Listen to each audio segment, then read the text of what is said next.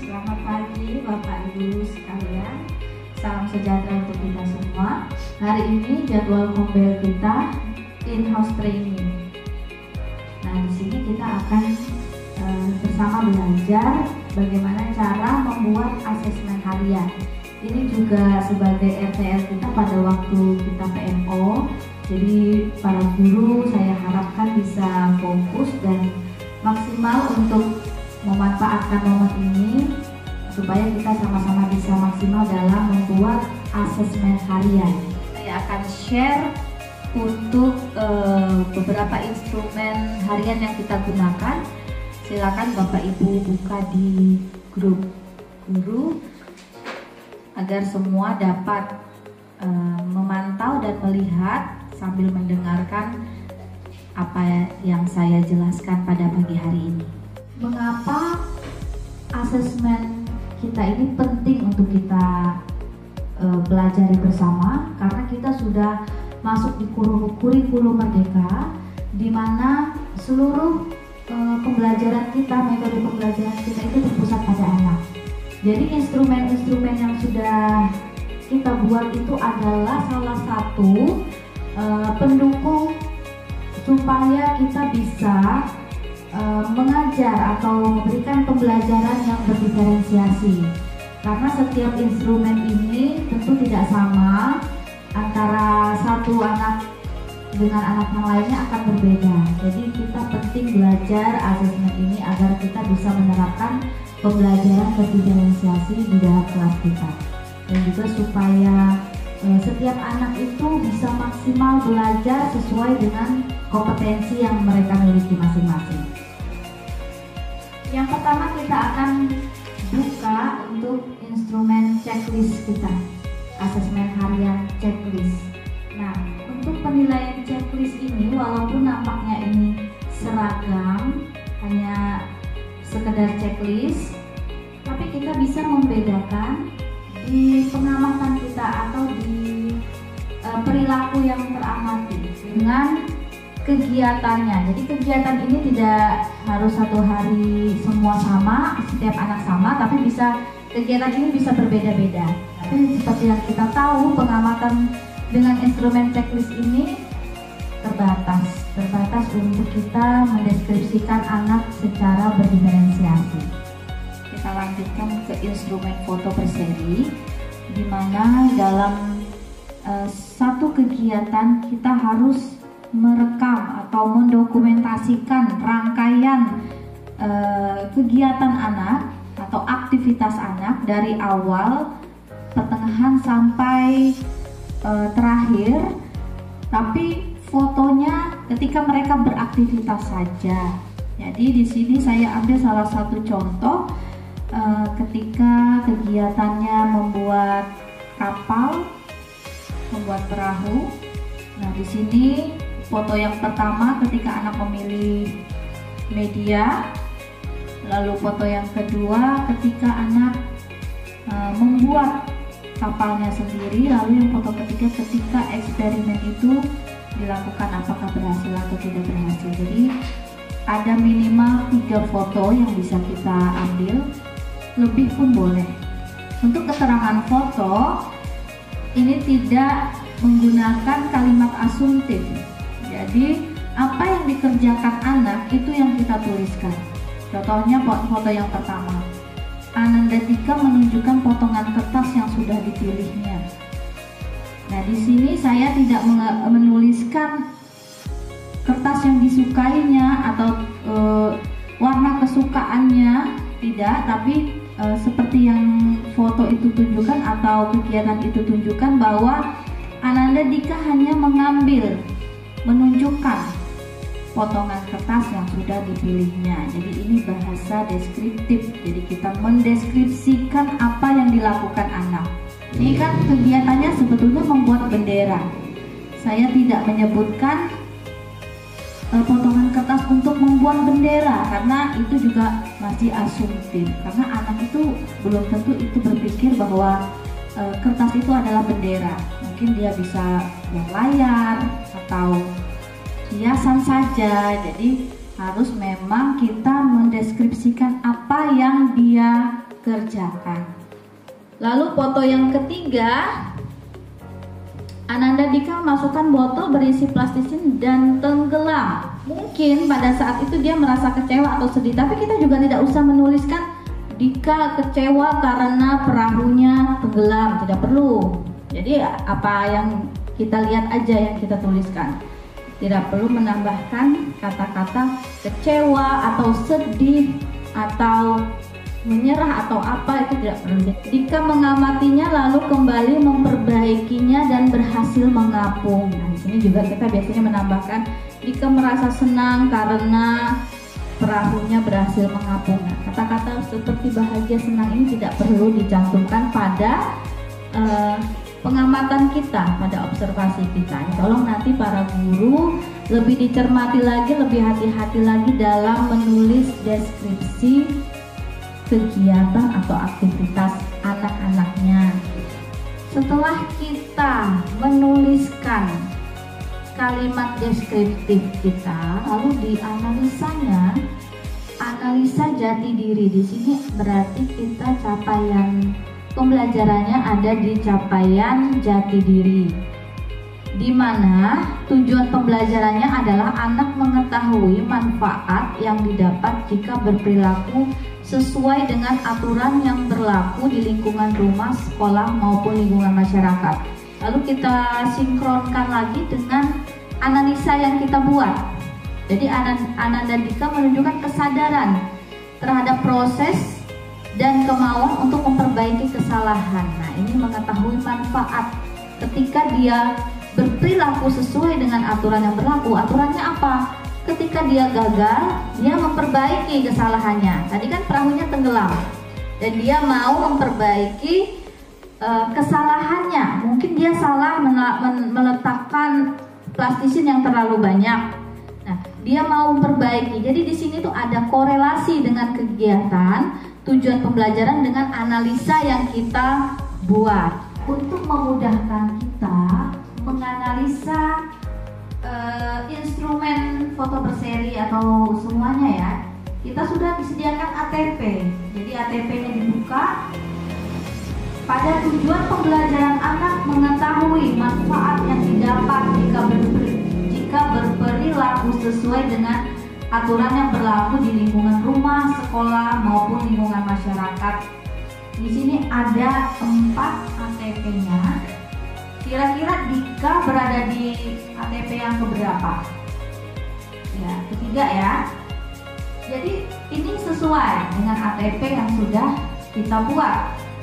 Dengan kegiatan yang seperti ini, anak memahami bahwa mematuhi aturan adalah tanggung jawab mereka sebagai siswa di sekolah. Kalau kita kesulitan dalam buat analisa, kita boleh mengambilnya dari ATP ini. Nah, sampai di foto berseri ini, apakah ada yang ingin ditanyakan atau ada yang kurang jelas? Monggo silahkan kita diskusikan bersama-sama. Izin bertanya, Miss. Untuk penilaian anak, berarti di poin pertama merupakan hasil penilaian terendah untuk anak ya, Miss. Yang berarti dia baru mulai atau mulai berkembang. Jadi untuk ATP ini seperti anak tangga ya. Jadi kita sudah belajar tentang ATP itu seperti anak tangga. Kompetensi terendah itu ada di anak menunjukkan sikap bersedia belajar tentang aturan yang berlaku dan menyadari dan memahami manfaat dari mematuhi aturan di berbagai lingkungan. Jadi betul bahwa kompetensi yang paling dasar adalah di anak tangga yang pertama. Jadi setiap anak bisa kita amati kompetensinya melalui ATP ini. Walaupun tujuan pembelajarannya sama, tapi kompetensi anak itu berbeda-beda. Disinilah kita mengangkat pembelajaran kita itu berdiferensiasi karena kita sudah punya ATP sesuai dengan kompetensi peserta didik kita masing-masing walaupun usianya sama. Miss, mau tanya lagi Miss tentang foto berseri ya. Untuk analisanya berarti kita nggak hanya memakai jati diri kan, sesuai dengan tujuan pembelajaran kita bisa pakai dari nilai agama, jati diri dan STEAM. Seperti itu Kak Miss? Boleh seperti itu, tapi harus disesuaikan dengan kegiatan dan harus tercermin di foto tersebut. Jadi harus sesuai, jadi sinkron gitu antara foto, keterangan foto dengan analisanya. Jadi ini bisa untuk semua capaian pembelajaran. Untuk lagi Miss ya, berarti yang kita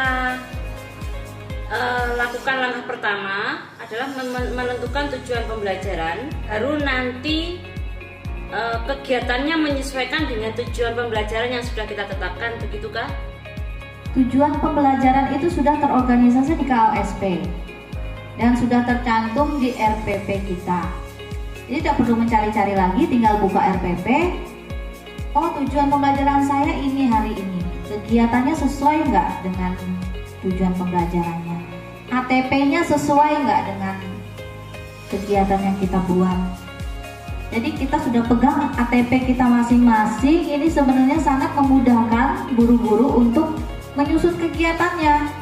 Karena di sini perunutannya itu ada yang berbeda-beda, ada yang dari mudah ke sulit, ada yang scaffolding. Nah, kita sesuaikan sehingga kegiatan, tujuan dengan asesmen kita itu nanti searah. Berarti pada foto bersari ini kita hanya memfotokan prosesnya ya, bukan hasil karyanya ya. Terus kira-kira minimal berapa foto yang harus kita letakkan, karena prosesnya anak itu kan tidak sesimpel itu gitu. Minimal harus berapa foto yang kita cantumkan. Jadi untuk dokumentasi itu tidak perlu satu kegiatan itu seluruh anak didokumentasikan, itu tidak perlu. Jadi kita bisa bagi-bagi kegiatan per kegiatan. Misalnya satu kegiatan kita dokumentasikan 3 anak, besok lagi 3 anak lagi dengan kegiatan-kegiatan yang berbeda. Karena kegiatan ini juga tidak harus sama kan dalam satu kelas itu. Kita bisa memiliki bermacam-macam kegiatan sesuai dengan minat dan kesukaan anak itu sendiri. Juga jangan lupa untuk menyesuaikan kompetensi setiap anak dalam membuat kegiatan. Lalu untuk foto berseri ini kita sepakati saja minimal 3 foto. Karena dari awal, pertengahan sampai akhir itu kan sudah bisa mencerminkan keseluruhan kegiatan. Walaupun tidak bisa semua kita dokumentasikan, minimal 3 lah yang mencerminkan bahwa kegiatan itu memang sudah terlaksana dengan baik. Untuk analisanya, analisa yang kita buat itu kata-katanya seperti apa, bahasanya, bahasa yang kita gunakan seperti apa, bahasa deskripsi kah atau asumsi dari kita kah atau bagaimana? Karena saya menyadari saya banyak kesalahan di pengolahan kata-kata di analisanya ini. Terima kasih. Dalam membuat asesmen tidak boleh menggunakan kalimat asumtif, itu sudah nggak bisa diganggu-gugat lagi ya. Untuk memudahkan Bapak Ibu semua dalam membuat asesmen, kita kembali ke ATP dan perunutannya supaya lebih terarah dan tidak keluar dari konteks dalam membuat kegiatan. Ini yang kita tuangkan dalam asesmen anak ini hanya capaiannya saja. Baik, untuk asesmen hasil karya. Asesmen hasil karya ini di sini saya mengambil dasar-dasar literasi dan STEAM. Untuk sub elemen CP, anak mengeksplorasi berbagai proses seni, mengekspresikannya serta mengapresiasikan karya seni. Tujuan pembelajarannya merasa senang terlibat dalam berbagai aktivitas seni seperti bernyanyi, menari, melukis, menggambar, membuat patung, atau membentuk objek tertentu, membunyikan alat musik, bermain drama, dan lain-lain. Jadi seperti bermain peran, membentuk plastisin. Nah, itu nanti hasilnya, produknya itu bisa berupa barang, bisa juga berupa aksi atau kegiatan. Di asesmen hasil karya ini kita boleh menunjukkan atau memfoto hasil karya anak yang teramati. Boleh juga prosesnya, karena di sini ada catatan perilaku. Kalau perilaku yang teramati itu berarti waktu anak tersebut beraktivitas, dan hasil karya yang teramati juga boleh ditunjukkan di asesmen hasil karya ini. Jadi di catatan perilaku dan hasil karya yang teramati, guru mulai mengamati atau mengobservasi apa yang dilakukan anak. Sekali lagi saya tegaskan bahwa tidak boleh memberikan kalimat asumtif. Di sini analisisnya, Ananda dan Rea dapat mengekspresikan ide perasaannya melalui aktivitas yaitu menggambar. Ananda belajar untuk berpikir kreatif untuk menceritakan idenya. Sekarang coba kita cek ATP kita.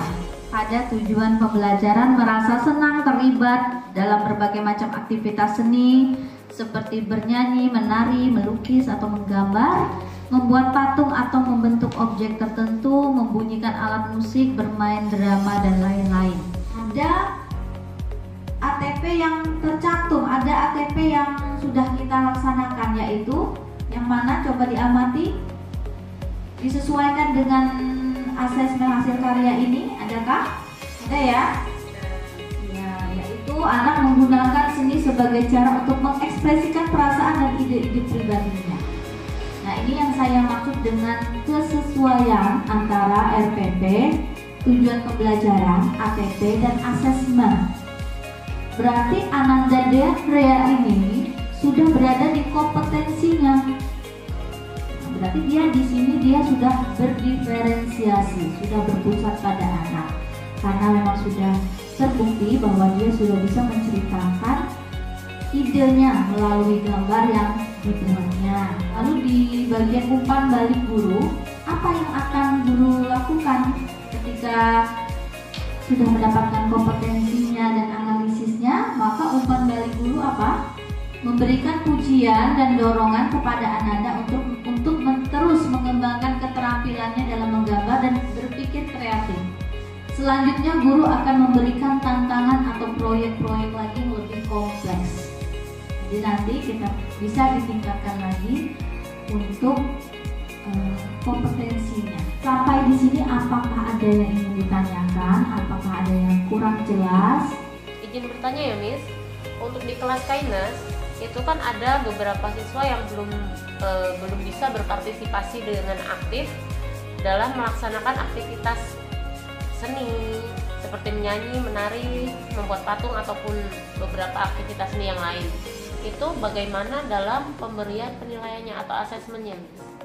Karena tangga terendah ini adalah anak berpartisipasi, maka sebetulnya anak itu memang harus menunjukkan hal tersebut, baru dia bisa mencapai tujuan pembelajarannya. Apakah benar tidak ada aktivitas yang bisa dikerjakan mewarna misalnya, ini kan banyak ini dan lain-lain ya. Apa yang dia suka itu nanti yang bisa kita ambil untuk pencapaiannya, namanya juga berdiferensiasi.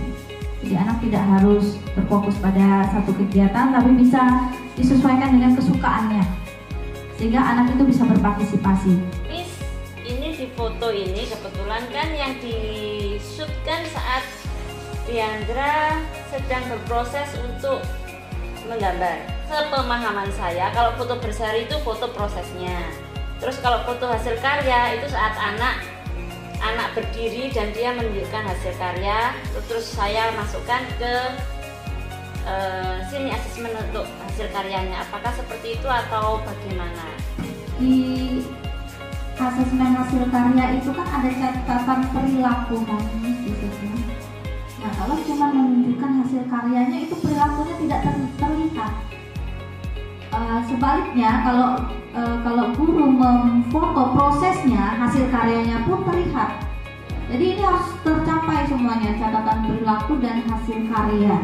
Atau misalnya bisa dia menunjukkan hasil karya tapi dia sambil bercerita. Nah, foto, oh dia ini menunjukkan aktivitasnya sambil bercerita. Dapatkan perilakunya dapat, ocehannya dapat juga, hasil karyanya dapat juga. Kita beralih lagi ke instrumen catatan anekdot. Jadi di catatan anekdot ini perilaku yang kita amati adalah celotehan anak. Jadi pada contoh catatan anekdot yang sudah saya bagikan, ini ada kegiatannya adalah bermain peran sebagai dokter, suster, atau pasien. Jadi tujuan pembelajarannya menunjukkan sopan santun atau tata krama dan akhlak yang baik dalam bertindak dan berbicara. peristiwanya di sini, makanya kita amati apa yang menjadi celoteh anak. Tania memilih bermain peran sebagai perawat. Pada saat bermain, dia menanyakan kepada temannya, anaknya sakit apa, sakitnya sudah berapa hari. Analisa yang bisa kita amati, yang bisa kita ambil dari peristiwa ini adalah bahwa pernyataan atau pertanyaan Tania ini menunjukkan kesadaran bahwa bersikap sopan santun dalam berkomunikasi. Ananda dapat menjelaskan cara bersikap sesuai kondisi yang terjadi. Dia jadi sudah menunjukkan bahwa Ananda Tania ini sudah memiliki kompetensi bersikap sesuai dengan kondisi yang terjadi pada saat itu. Dengan tujuan pembelajaran menunjukkan sopan santun, tata krama, akhlak yang baik dalam berbicara dan bertindak. Apakah catatan anekdot ini ada pertanyaan? Karena catatan anekdot ini sifatnya hanya mencatat celoteh peserta didik kita. Miss, dari catatan ini yang saya amati, apakah harus mencatat semua celotehan atau hanya beberapa anak saja yang kita amati hari itu? Baik, untuk celoteh anak atau catatan anekdot ini tidak ada kewajiban kita untuk mengambil catatan anekdot ini seluruh anak pada satu hari. Ada beberapa kegiatan yang mungkin bisa kita create atau kita ciptakan, di mana bisa kita ini maksimal untuk mengambil catatan anekdot. Apakah itu bercerita, apakah itu menjelaskan gambar, macam-macam lah yang bisa kita ciptakan untuk kita bisa mengamati celoteh anak itu dengan maksimal. Atau bisa juga misalnya dia sambil menggambar, ternyata dia sambil berbicara, bisa kita sambil catat sedikit-sedikit, nanti kita kembangkan untuk menjadi analisa di instrumen catatan anekdot. Untuk catatan anekdot itu bisa kita lakukan pada saat proses pembelajaran kan, atau bisa kita mulai saat mereka masuk ke kelas. Kembali ke tujuan pembelajaran kita, sesuai nggak dengan tujuan pembelajaran kita, memenuhi nggak dengan kompetensi itu, dengan dikaitkan dengan tujuan pembelajaran. Kalau terkait dengan tujuan pembelajaran, nggak masalah dari awal, karena kita ini anak usia dini ini penilaian itu dari dia pertama masuk datang sampai dia pulang. Jadi itu adalah 4 instrumen yang harus kita penuhi untuk kita bisa merekam atau mencatat hasil belajar peserta didik kita. Jadi untuk RTL-nya, untuk kombel berikutnya, kita berikan waktu 1 minggu untuk Bapak Ibu guru sekalian membuat 4 instrumen ini untuk kembali dipresentasikan di dalam kombel kita. Nanti kita buka ruang kolaborasi, kita berdiskusi bersama apakah ada yang perlu diberi saran atau masukan, diperbaiki, dan kita sepakati bersama. Mungkin itu saja untuk pertemuan kita pada siang hari ini. Terima kasih atas perhatiannya. Selamat siang.